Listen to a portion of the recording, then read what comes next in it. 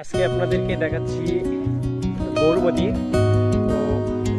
ডালভাঙ্গা এই আমগুলো কীভাবে ধরে পেয়েছি থোকায় থোকায় আমগুলো ধরছে। এটা হচ্ছে ডালভাঙ্গা, প্রচুর আম ধরে। আমগুলো কি সাইজের আম থোকায় এই আমগুলো এইভাবেই ধরে। ডালভাঙ্গা আম ডালভাঙ্গা হয়েছে কারণ মূলত এটার নাম রাখা হয়েছে কারণ আমগুলো এতটা ধরে যে ডালটা ভেঙে যায়। এই গাছগুলোতে প্রচুর আম রয়েছে বাগানে। আলহামদুলিল্লাহ প্রতি বছরের ন্যায় এবার এই বাগানে প্রচুর আম আসছে। এই ডালভাঙ্গা আমগুলোর সাইজ, এই আমগুলোতে কালারগুলো এত সুন্দর থাকে।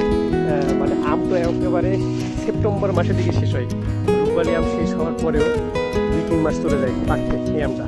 এই জন্যই আমের দামটা বেশি হয় এই সময়। 15,000, 12,000, 10,000 টাকা করে মন বিক্রি হয়। এই কারণে এই গাছগুলোতে প্রচুর ফলন যেমন আপনার তারপরে দামটাও পাওয়া যায় অতিরিক্ত। এই জন্যই আম চাষিদের এবং যারা চাষ করছেন বাগান করছেন তাদের খুবই ভালো একটা পরামর্শ পাইছে তারা। এই জন্য এই কাজটা করছে, এই জন্য এই আমগুলোর দামও বেশি পায়, কৃষক লাভবান হয়। আর এইগুলো হচ্ছে গরুমতি। এই আমটা খাটিয়ে অনেক সুন্দর সুস্বাদু, আর এটার মিষ্টান্নটা অনেক সুন্দর, আর সর্বশেষ পর্যায়ে ওঠে এই কারণে ভালো লাগে।